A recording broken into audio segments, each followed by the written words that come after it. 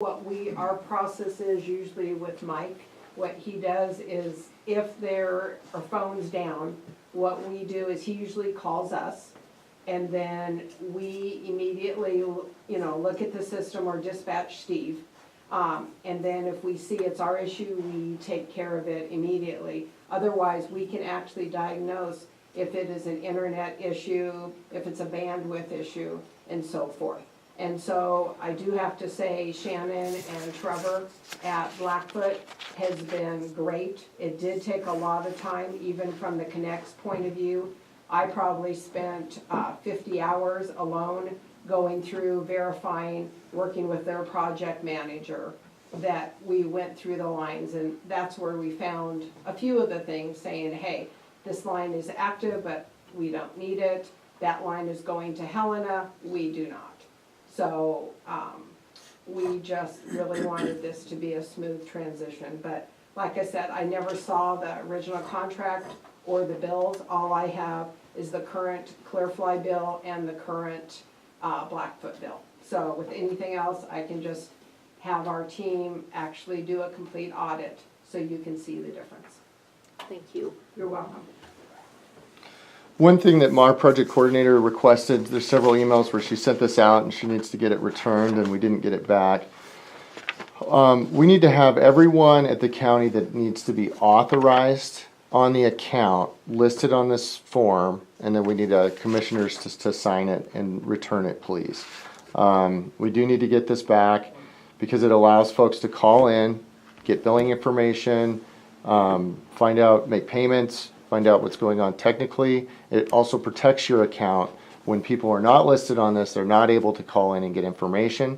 And so it can be very frustrating for anyone at the county who might reach out to Blackfoot and need help.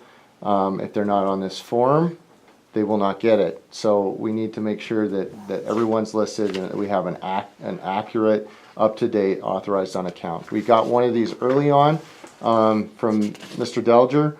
But since then, we've come to know that there are more people involved with working with your account than just these few people. So we just need your help, please, to make sure that this is completed with everyone involved.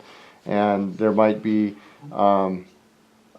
service providers like the Connect Group that you'd like to have inquiries only on here so that they can call in and help diagnose stuff with their phone systems and our circuits so that there's more of a cooperative relationship. So I would suggest putting them on here under the IT Tech 2 contact, and I would suggest anyone else that would, the AP people and AR people need to be on here as well. So I would suggest DNS. I'm pretty sure that's your IT person. I suggest that's on there too, because sometimes with routers and firewalls and stuff. is that Garrett Johnson? Thank you. Yeah, he's on here. So Okay, good. this is the most up-to-date one we have, but it's got about half the people on there that we're pretty sure you need. So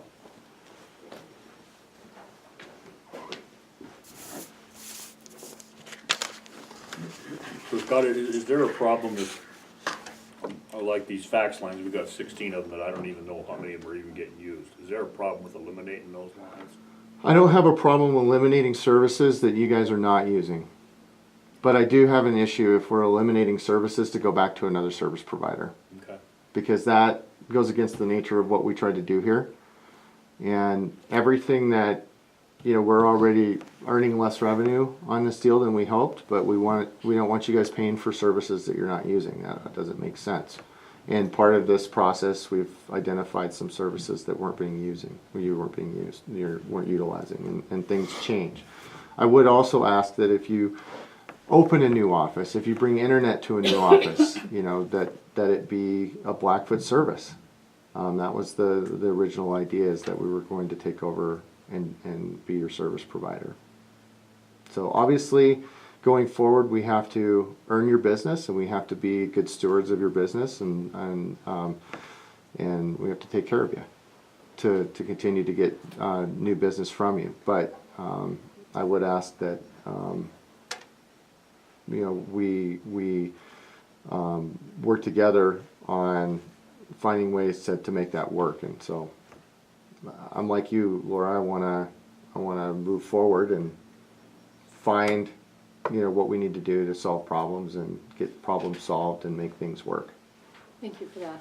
Yeah. Appreciate it. So Can I ask do just do one you more have, do you have service to the old, to the old Opportunity Bank building? We do. Okay. Can I Yes. ask one more question? One of the savings I've been looking at with my customers is replacing, you know, old-fashioned copper lines. Do you guys offer ATA cloud faxes that we could run through the internet? I know those are like 2/3 less the price. Do you guys offer that yet?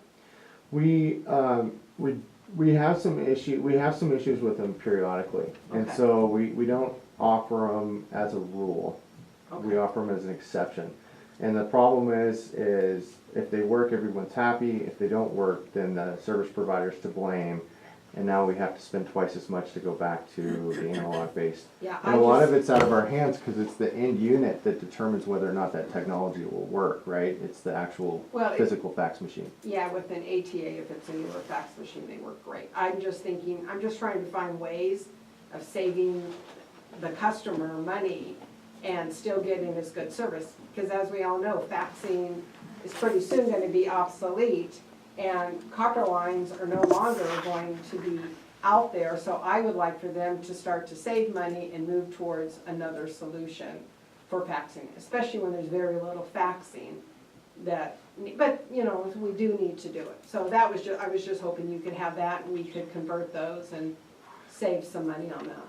So and in our contract, 2 years ago, it was completely off the table. We weren't even experimenting with it because we just couldn't make it work. So when we originally generated your contract, it was copper lines to replace your copper lines. But again, it's not something that we can offer our SLA with because there's issues sometimes, and it just depends on your equipment.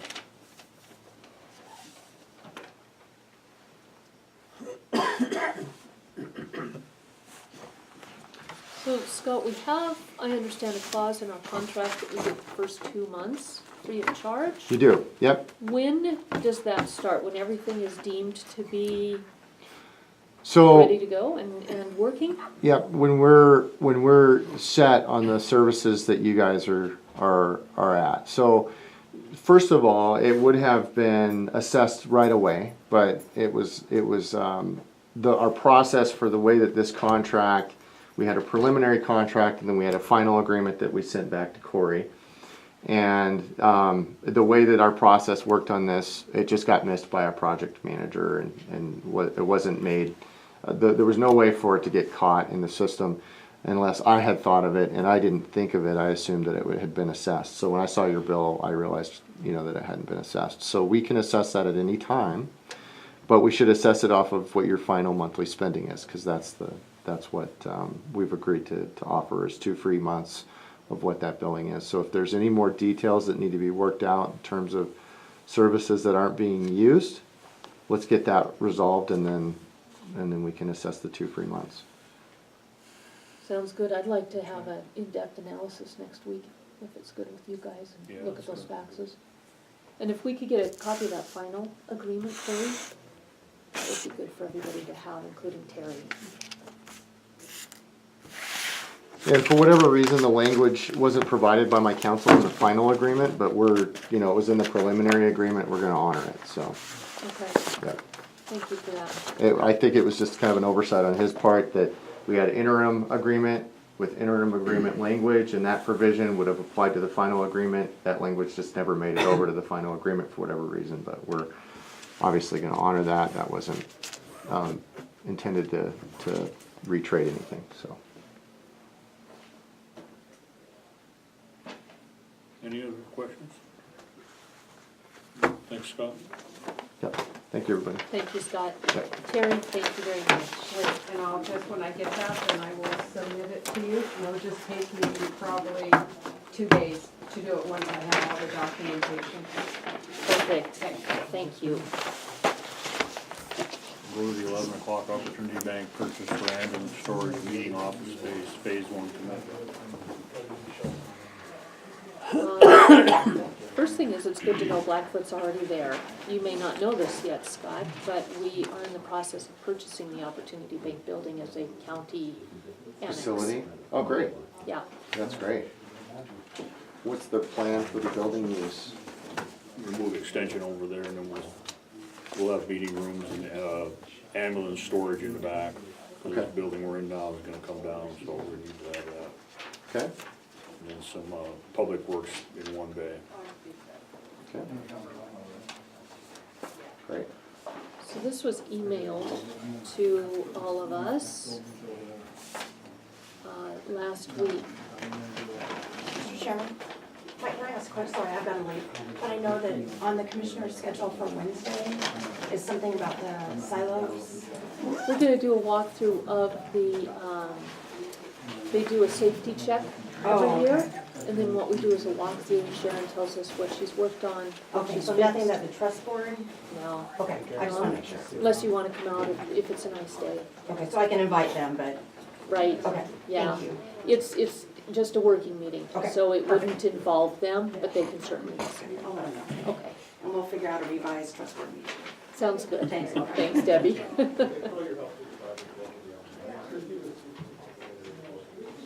So Earl Griffith is a contractor who works on brownfields. And he has done a number in Townsend, Popin, and Daryl, your mom's lot was done by Earl. So for this Opportunity Bank opportunity, we have asked for a phase one. There's already the preliminary work that's been done. It just needs an analysis, and so that's what Earl is for. And we knew going into this that we'd have to do this kind of a phase one project. I guess the other thing too that's important about that is that by doing this, we've demonstrated our due diligence, and if there is an issue sometime in the future, we'd still qualify for the brownfield. Exactly, So yeah. I think it's important to do that. I included the email from MBAC, and I think that's where it says that they have never seen a price quoted this low. So I think Earl is just a tremendous good neighbor to Broadwater County. He's done really good work for us, and I think he's got a soft spot for us in his heart.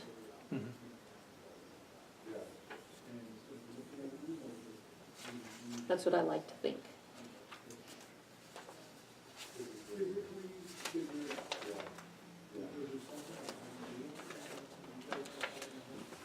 And then once this is completed, I guess, did he didn't really give a time frame, did he? No, but he's ready. He's ready to go? Actually, yeah, I think it's in the email, the time frame is 10 Okay. days to 2 weeks as of last Alright. week. Okay, Yeah, And this is just the inspection, this is not, correct, yeah. okay. yeah, And once that's done, then we can move forward with Opportunity Bank, right? correct. I talked to Tyler, he said, yeah, this makes good sense. All right. I also asked him if there was any furniture Yeah. over there, that we'd love to have it. So, Sounds good. How about the parking lot? Did he, he said that's good to go, okay, Yeah. that's included? yeah, All right, perfect. yep. Can I just ask a question? So this is this is an inspection to see if there's any contamination in that building or that property that would someday subsequently have to be cleaned up. Is that accurate? Correct. Because it was previously a garage or something. I don't know what it was, I've heard car dealership or a garage. I heard car dealership, that's what I understood, so, and I'm sure they did some mechanic work Okay. in the day back there someplace, I'm sure, And so what's his price for the inspection? 25. $2,500. $2,500? They already dug what they have to do is drill into the ground to make sure that there's no petroleum. Did that years ago, and he'll be looking for asbestos in the building, so those are the big two. So this asbestos is an additional 600 on top of this? Only if he finds it, then that would be, just for the analysis, Oh, okay. yeah. Okay. There isn't much expectation that it's there. If he finds it, then it would be an additional analysis for the additional 600.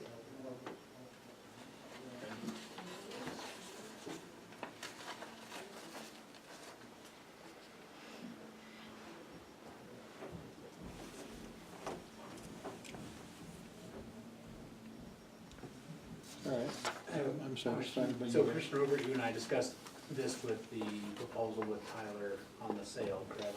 Mm-hmm. Did we discuss this issue? I couldn't remember if I asked if this was something that the owner of the property would pay for rather than the buyer. Do you remember what our discussion was? I do, and I think I sent you back an email, with a response on that. But, based on the negotiations back and forth, we thought it was more prudent that we do, especially when it's just $2,500. I can resend that email too. That's fine. I remember we talked about it, but we talked about like 8 things and I couldn't remember the answer Yeah. on this one, so. Yeah, Yes, Tim? Just real quick question, Mr. Chairman. Since the original idea was to go forward with intercap loan, which would have included an additional amount of money for the retrofit, if you will, of the building.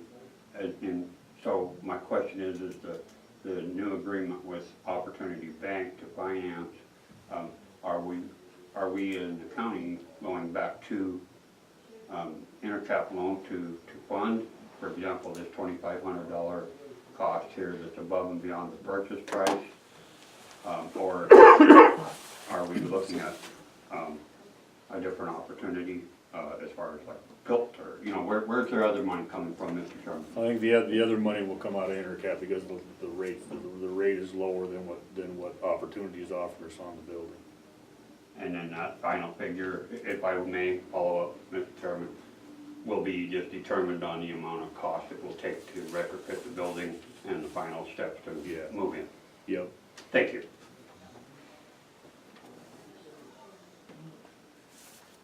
So is there a motion to approve this proposal from Griffith Environmental Consulting? Sure, I'll make a motion, or I'll move that we approve the inspection by Griffith Environmental. I'll For the, second. for the, Sorry.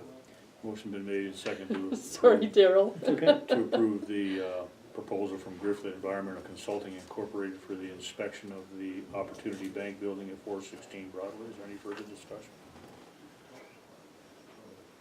Take a vote, all in favor? Aye. Aye. Opposed, same. Motion carries.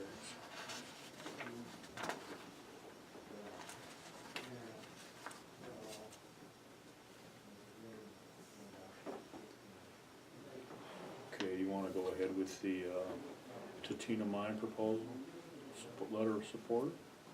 Yeah, I emailed this to you guys. I found a couple of editorial errors, added a comma, apostrophe, and I think I added 2 words, and the.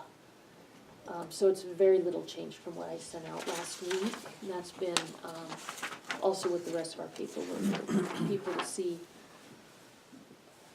We also had, and Anne reminded me, here it is, in 2014, we did a resolution in support of the Tintina mine, and there it is.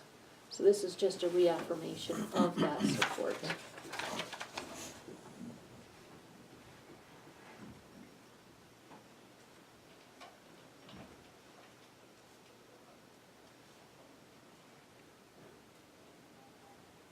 And I would add, if anyone wants to comment on this project with DEQ, I believe you have till May 28th, right, Tim? I think that was the 10th. 10th? Okay. Close of business on the 10th. This will also give us standing, since we have a comment.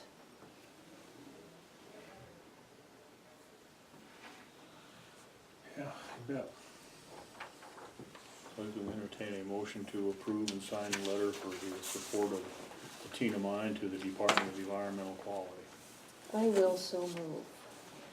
You'll second the motion? Motion's been made and seconded to approve letter to the Department of Environmental Quality for Tina Mine. All in favor? Any further discussion? Okay, take a vote. All in favor? Aye. Opposed, same. Motion carries. Mr. Chairman, if we can, with the Broadwater Reporter, if we could get a copy of that letter so that we can share that with the public. Okay.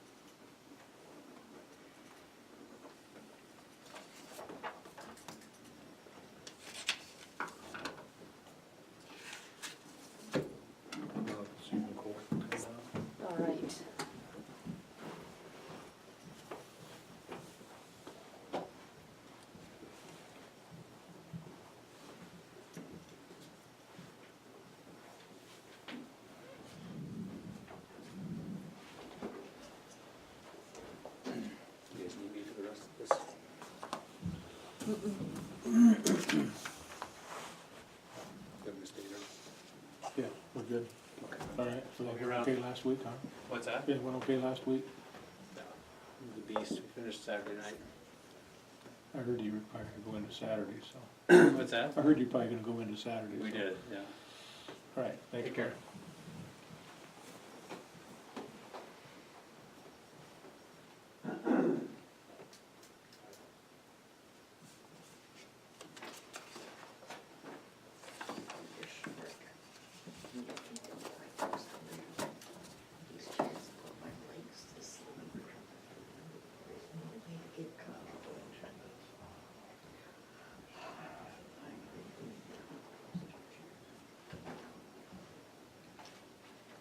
God didn't give me any more tall. It's hard to have. And God, of course, it's so sweet. And then God,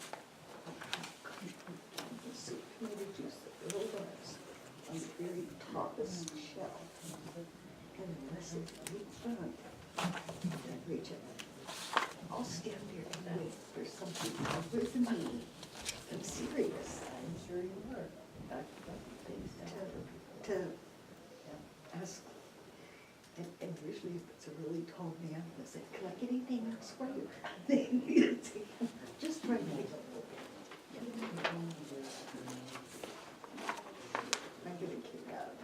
It's like, they're looking down at you in the first place. And a classmate that we haven't seen for 50 years. And the government and he's in Florida, and he's no bad, and he brings 2 sons with him. Hello. When you look at it,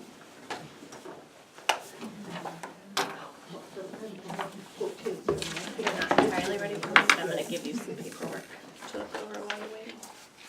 Hey, Denny was here during public Good. comment. If you have anything to add on that, I'm all ears. Okay. Thank you for this, by the way.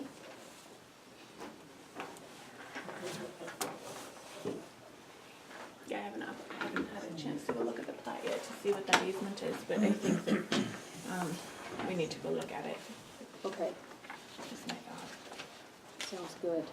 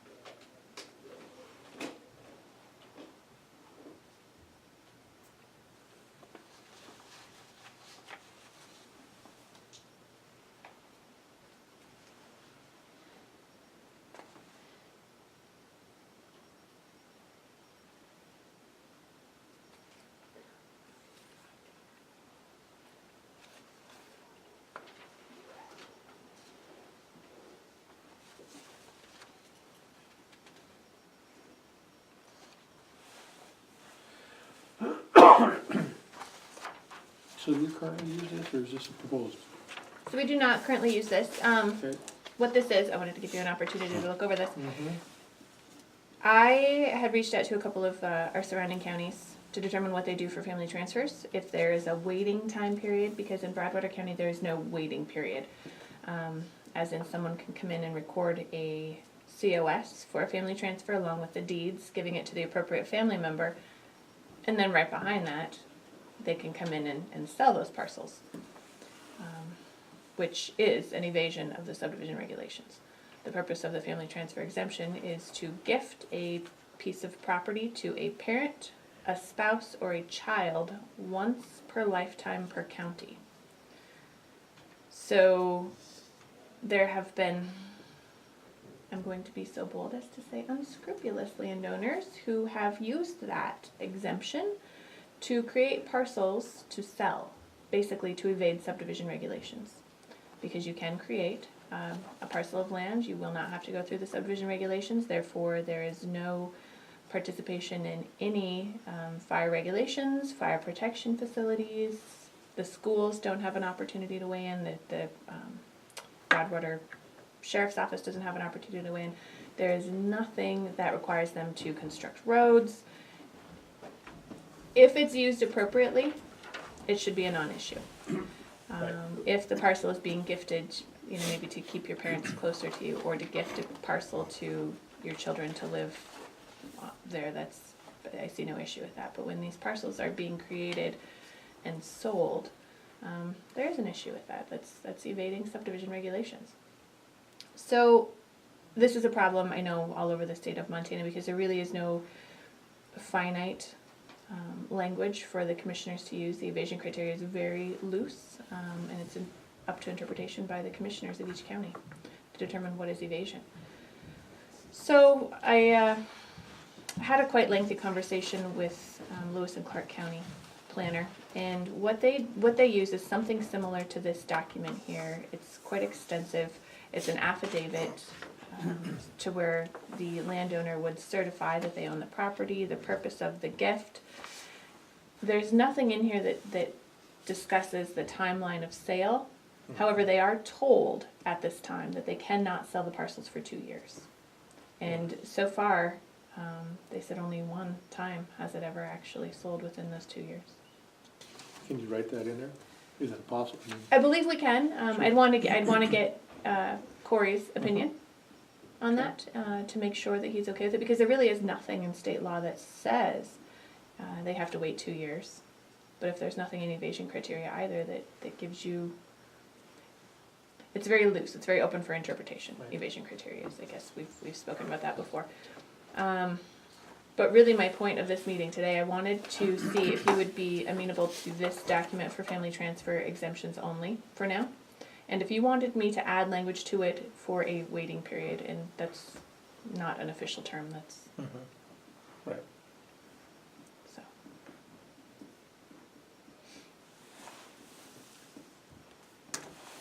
Personally, I think that we need to do that.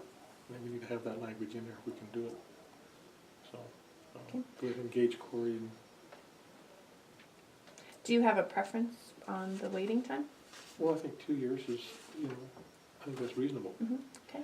You know, it answers the question, right? Mm-hmm. You know, if they're doing this to evade subdivision laws, that's something that they're probably gonna balk at. Sure. Okay. I could go with that too. I do think we should adopt this as is today, along with the verbal, make that part of our motion, so that we have something on record now. And then if you could run that by Corey, what kind of legal language needs to be included, I think it's a good idea. And that would just be an amendment to this. Yeah, yeah, or a secondary document, or a, improved document, new and improved. You know, to, So Yeah. has Lewis and Clark has not been challenged on this? Has anybody, what does Gallatin have? Does Gallatin have any? Gallatin has a 2-year waiting period as well, and basically what the planner there told me they do, they don't have anything in documentation, but they actually go and testify at a commissioner's meeting. that they will not sell it for 2 years. And so I think that has worked for them. So that's something to consider as well. Lewis and Clark County is working on putting language into their affidavit document for it to be a 2-year, something in black and white that says 2 years. But they just don't have that yet. They're working with their county attorney, so. So does Gallatin County they still have people swear to an affidavit, but they don't have this paperwork? Where does this paperwork come from? This was a compilation, it more closely models Lewis and Clark County. But Gallatin County has a similar document, an affidavit. And they are required to attend, the landowners, not just the surveyor, the landowner's required to attend the commission meeting and testify at that meeting that they will not sell it for 2 years. According to my conversation with one of the planners in Gallatin County. I like that piece of it too, that they're required to attend. Yeah. I think that's important. Do we put this in, and we don't put that in here, we just make that's the policy? You could just make that your policy, and just make it, part of your procedure. Yep. That for family transfers, the landowner is required to attend, and, will testify, or swear, I guess it's not testify, will swear that they will not sell it for 2 years. And I can run that past Corey too. I just didn't wanna make any assumptions in putting this document together for you and putting in the 2 years. Right. Which is really why I wanted to have this conversation today, to Good. determine what your thoughts were. Has Corey had a chance to look at this? No. No? Okay. May I ask a question? Would it be better to run it by Corey before you adopt it? That's why I just asked this question. Yeah, I Well, think the only maybe that thing would. is that if somebody's gonna do a bunch of these and then they come in here and do them, we have no recourse. If it takes him 3 months to look it over, to give us a decision, It's their ground. and then they're done. As this is a protection for the county, and we have 6,000 citizens we need to be thinking about, my preference would be to adopt this today, to have the policy vocalized today, and then to send this to Corey with the amendments that we'd like to make, or the new document we'd like to have reflecting the 2 years that Daryl brought up. Certainly. If you guys are agreeable to that, I think, based on the fact that this comes from other counties who've already put it through the legal review, I think it certainly is a good idea to send it to Corey, but I'm with Mike, I'm uncomfortable not having something to protect 6,000 people with. And Bernadette has her hand up. Please will entertain a motion to, Bernadette has a question. yes. I just had a comment. I don't know about any other surveyors, but it's just as far as Shelver surveying, we don't have any family transfers in the county review process right now. And once a survey is put into the county survey process, a review process, the county has 10 days to review. So even if another surveyor, say, was to put one in tomorrow, there's still a 10-day period that the county has to review. So it's not like anyone could put one in tomorrow and get it reviewed before like the next commission meeting or something. Just to throw Thank that you. out there, just so that, I didn't want you to feel like, oh, we have a line we have to jump on today. Sure. That, I don't have any even ready to be submitted. So, and if any other surveyor did, there's still a 10-day period the county has to review. And then it comes to the commission, so it could even be possibly longer than that. Thank you. Thank you. And to clarify, and to jump on what Bernadette is I do not have any in the queue right now either, so. We've had no issues with family transfers in the near past. We certainly know of some that we've had problems with that have caused problems for our sheriff's department. Multiple calls and that kind of thing. But where I would feel uncomfortable is passing something like that because something gets into the queue. I would much rather do this now before something's in the queue, so that there's absolutely no question of, well, you just didn't like so-and-so. And again, this has been vetted by other counties, so I have no problem. In fact, I will make a motion, Mike, that we adopt this affidavit as presented today with a policy statement that the landowner must appear at a commission meeting in person when this is reviewed, and request that Cory review it and impose a 2-year waiting period requirement. Is there a second? No, I'm gonna go grab Cory. I gotta ask him something before we go any further. I can grab Cory.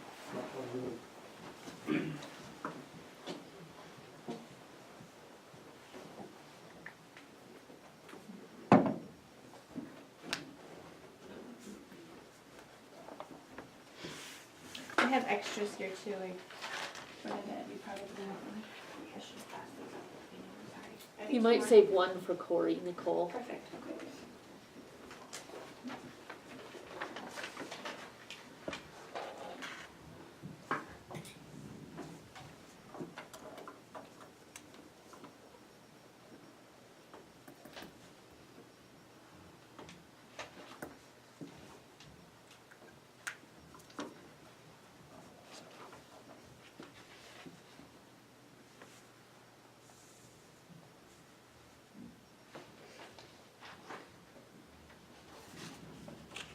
Ask for clarification on your motion, I'm sorry. So you want to add a policy statement that the landowner will also appear. You want to impose a 2-year waiting period before sale, and I think there was a third. Oh, review by Cory, Thank you. yep. And probably review by Cory before the 2-year, because that would be something, that's the only piece I would want the legal language on. The rest of this is pretty much boilerplate. There's And- nothing in here that's, The only thing that's different, if you will, from the documents that we're currently using is that the landowner signs and has it notarized. You know, we currently don't have the landowner sign and notarize on this document. Hi. So this is a,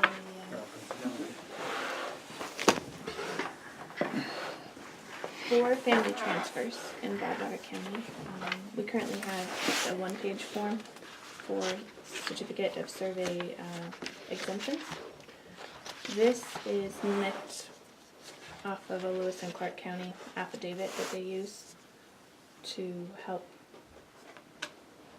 mitigate some family transfer issues.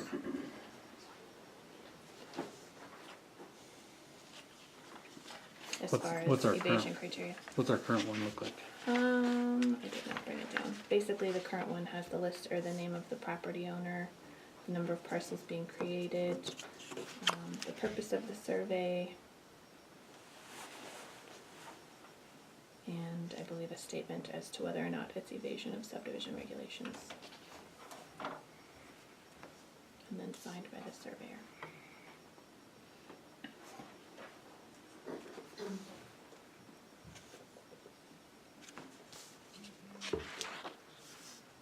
So your proposal is that we adopt this as the standard document that we use for these transfers? That's correct. Okay. And would it be for just those or for realignment of boundaries? Just for family transfers at this time.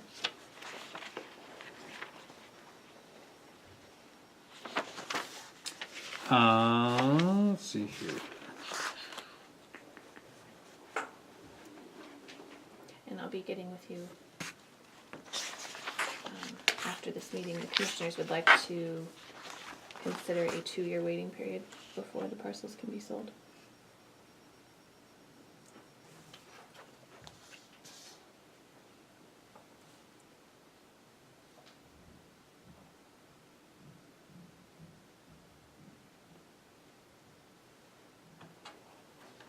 So who's the preparer that you would put at the bottom of the last page?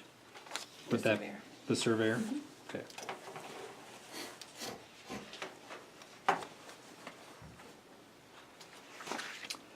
Well, I've never, so you got this from Lewis and Clark? Or who'd you did? From Charlie, or who'd you get from? Their planner? Crystal. Okay.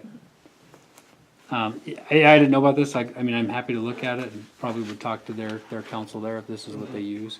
I haven't looked at this particular statute in a long time, so, we probably need to be able to just make sure that, I know the general idea is to do this, but I might just need a little while to review it. I could email you guys and email you if you wanna do it on, are you meeting this Wednesday?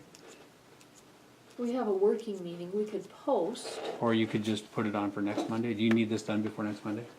Okay. My hesitation with waiting is, right now, there's no family transfers in the queue.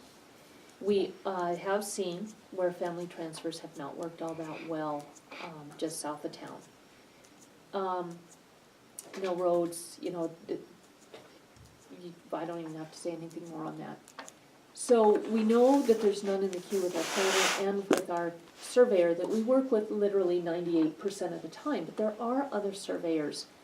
My concern is, right now, this is the time to do this while there is nothing in the queue. But if there becomes a rumor, if there becomes another surveyor who has something that they're working on, and we impose this, then it's very easy to say, well, they only did it because they don't like me, they only did it because they used an out-of-town surveyor, they only did it because of whatever. This came from Lewis and Clark County, so therefore it was vetted by their legal department. I would like the chance to change it to impose that 2-year waiting period, but I'm uncomfortable waiting to impose something for the protection of 6,000 people, especially if there is something that could come up. So that's, if Wednesday is possible, I feel better about that. But it does look pretty basic to just adopt this today and then adopt a changed or an amended version next week or Wednesday. Those, I guess, are all my thoughts scrambled around and delivered in a very scrambled way. Well, I mean, you don't have any in the queue right now. I mean, do you really expect a bunch of people before next Monday that are gonna? It just takes one.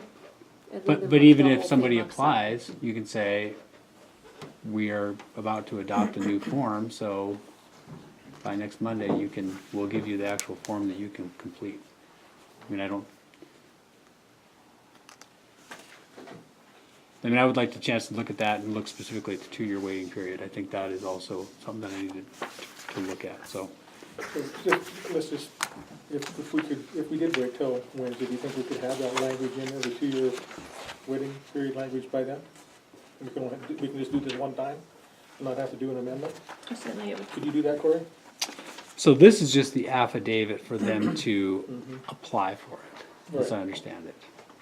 So basically what it would be is one of these, you're suggesting one of these questions would be, I understand that if I transfer this, that whoever I transfer it to cannot sell this property to someone else or someone outside of the immediate family, or what would it be for a period of 2 years from the effective date To of be this? to anyone. To anyone. Anyone. And that's what you're suggesting? Right. Okay. That's pretty straightforward, right? Yeah. And there's examples from other counties of this. Lewis and Clark, I'll let you share this. Lewis and Clark County, they inform people that they cannot sell them for 2 years. Mhm. And so far, that's only happened once. They've Where it sold was them. disputed? Okay. In Gallatin County, Gallatin County, they testify, or I'm sorry, they swear at a commissioners meeting that they will not sell it for 2 years. And Okay. so far, that's worked. Well, my recommendation is we just put this on next Monday's agenda. That doesn't, I mean, I have a hard time believing that if 12 people contact you this week, you can say, all right, after Monday, I'll be able to give you the new form. That's my thought. That'll give me a chance to talk to Lewis and Clark, and if there's any issues, we can get that done. Right. So, we can do that by Monday then? Okay. Thank you very much. So in addition to that document, what they're wanting to add is to impose this 2-year waiting period before sale, and also a policy statement that the landowner appear Up here where? at this commission meeting. And Okay. present Do you want to the email exemption. this to me? And I'll email you their comments. Do you want that in the same email of what they want added to this document? So do we want those other conditions included with this affidavit, then that the landowner be present? The landowner be present is a 2-year waiting period. That was the motion, and so that's how I Yeah. added it to here. And I'm good with waiting 1 week, as long as it's no more than that. Sure. Because I do think if somebody comes in during that time, it is a little bit more of a slippery slope. Okay. That wouldn't be any kind of a barrier to us doing this new form. I mean, there's reasons when somebody comes in and they're entitled to some kind of a benefit prior to a regulation being enacted. This isn't, I don't see this as one of them, because it would be, if you approve it, let's say you approved a family transfer today, and then you enact a rule next Monday that says you can't transfer it for 2 years, you have to appear in person, all that. The person that got it approved today, it's gonna be hard to go back in time and impose that upon them. But if they apply prior to your approval, they're still subject to the conditions that you would impose, so. Okay, very good.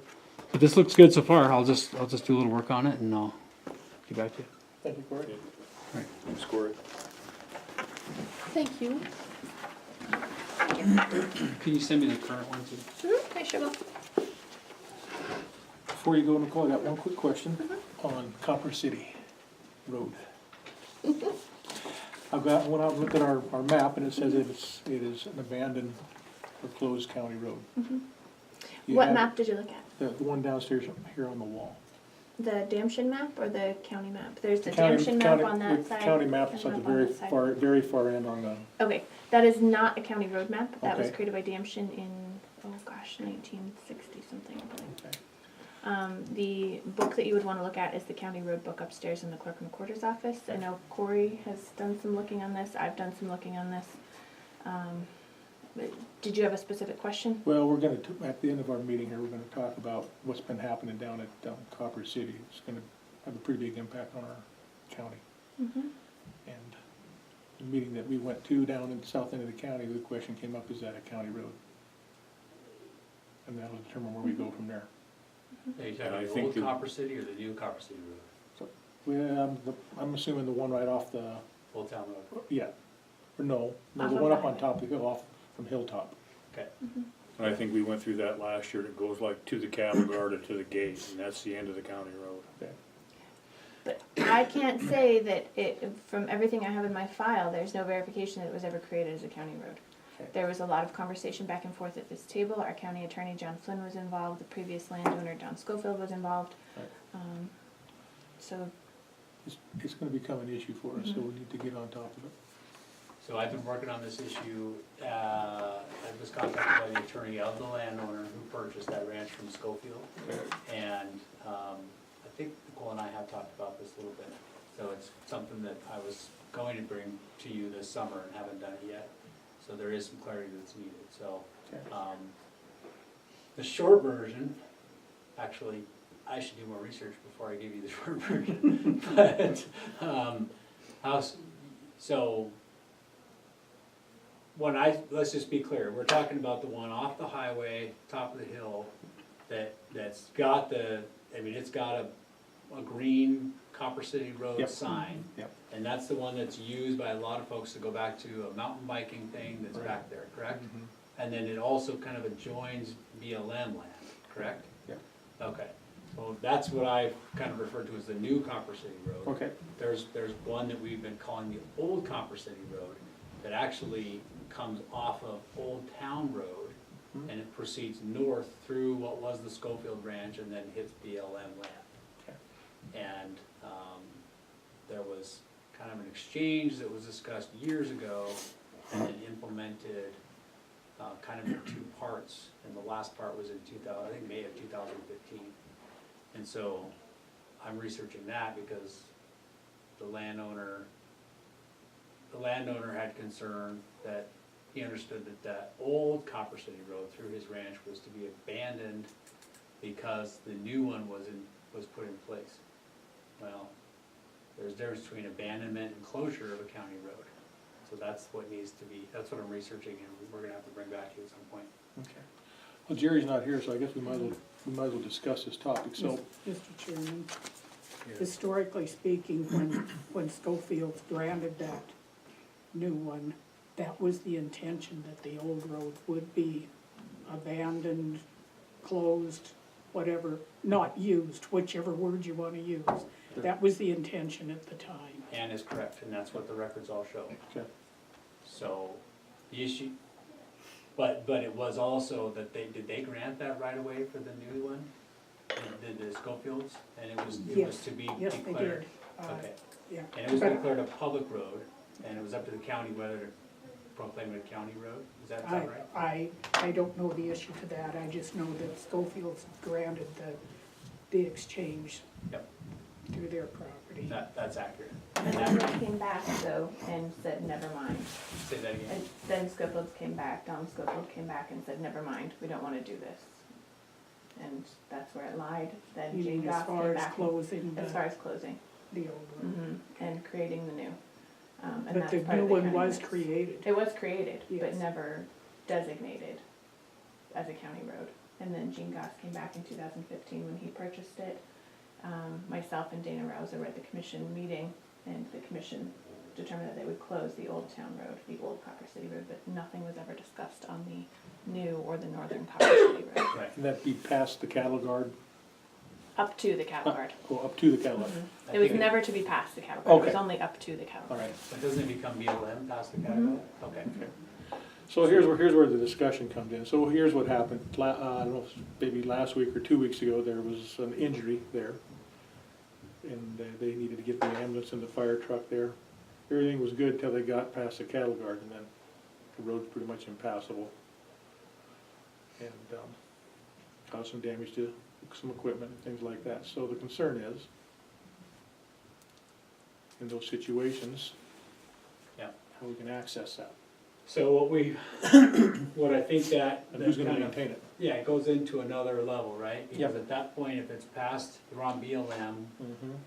and we, up to the cattle guard, we're there on an easement donated by the landowner, where the county can make that a county road. Past the cattle guard, now it's on BLM, there wasn't a historic basis to declare that a county road.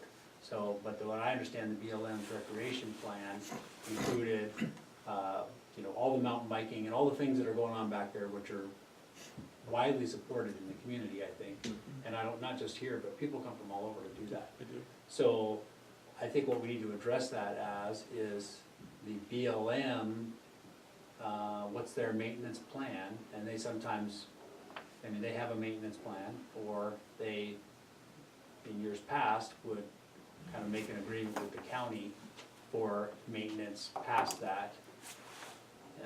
And I'm referring back to the old days when we would have roads where Forest Service roads.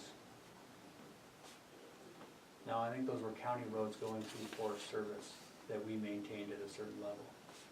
So I'm thinking of records I've looked at from 40 years ago. I don't know what we currently do with, we don't maintain any roads that are Forest Service road, do we? It would only be a county road going through Forest Service that we would maintain. Sure. That's a good question. Yeah. At that point, it becomes a BLM question. Right, so I guess, I'm guessing that the commission's probably never seen a recreation or BLM plan for what they've done back there. Have you guys seen it? When we went down there last year, when they were planning on that race that they were gonna have, then our BLMs, that they would bring a grader in and grade that road for that event. Because they said they do have a grader in the crew, but I don't know where it's at or what it does. Yeah, so during this, accident that happened here a couple of weeks ago, they said there were probably over 100 cars in this parking lot, Wow. just to show you how big it is.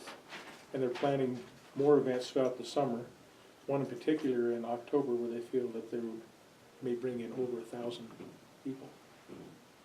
So, there's, there's only a couple porta potties in the parking lot. I mean, you can see where this is all going. Last year they had negotiated with BLM to do a soapbox derby, and I think that's probably what you're talking about for October. Part of that plan would require more porta potties and better parking. They verbalized with Scott Haight some of the things that they would be doing, and then it didn't happen.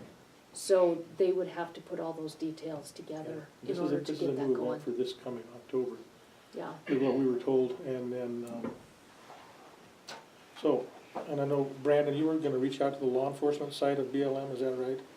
Well, yeah, Is that so what your part plan of the was? fire department's concern as well with the road and the ambulances, as people were coming out, it's one lane traffic. So, you know, they said there was probably 100 cars in the parking lot, they showed pictures that, could prove that if you counted them all. But the issue was, there were so many people coming out, they couldn't get by, and there's people backing up, and it just was poor planning on having, or never envisioned that being that big, back there. And, you know, what 1,000 people back there is gonna bring, there's a lot of injuries and a lot of response. You're half an hour from Bozeman for any search and rescue, once they get to the barn, to get a ATV out there, the same from Townsend.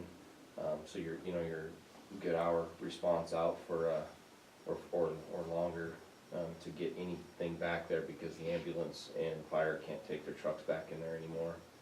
And then, you know, once you get up past the parking area, it comes down to an old wagon track, pretty much just a 2-track road, and that's extremely rough.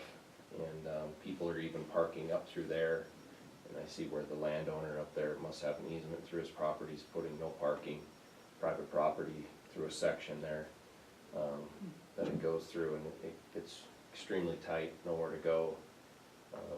Some of the concerns from the fire department was that many people, if there's gonna be a fire back there, we can't get people out, and we can't get trucks in. And, you know, on top of the other injuries and safety things, so, I think on the law enforcement side of things, what the fire crew reported to us in the ambulance was, the amount of partying that was going on at the same time. They were having some good times back there, brings some concerns from us, and we're gonna be in there quite a bit. Especially with these big races they have planned, and people camping and such. So I guess my request would be to mutually reach out to BLM and say, hey, this is your thing, but this is costing county taxpayers money. We're gonna have to look at how we're gonna, you know, get the people back there. And with these big events, you know, I think that you're gonna have some law enforcement needed, you're gonna have possibly medical on standby, and fire as well, and it's just not safe. If a fire gets started, nobody has anywhere to go. And then we also found out that they're advertising this in like 5 of the major cycling magazines around the nation, and it just seems like it's Several states. growing in popularity, so I don't think it's anything that's gonna get smaller. so we need to talk with BLM about an emergency Emergency plan, plan and, yeah, Right. all those and we things. need to do it soon, because if we do need, is that road county then, from the highway to the cattle guard? It's not clear, it's certainly, it's been dedicated, as I understand, it's been dedicated by him, or was granted to the county as a public right of way. So the county could declare it a county road. And I just need, that's part of what I'm finalizing my research on, because this inquiry that came from the landowner, kind of opened up that whole thing. And, so I'm just looking at that. It would have to be an early discussion so we could address the road, however Yeah, we need to do and that. then if the widening of once it's on the BLM side, if there is gonna be a widening of the road, that's gonna have to be there. Is that where the issue was? It sounds like it was. You know, I don't know where it Is starts. it wide It's enough, getting to the highway? pretty wide up until you start to drop down into that first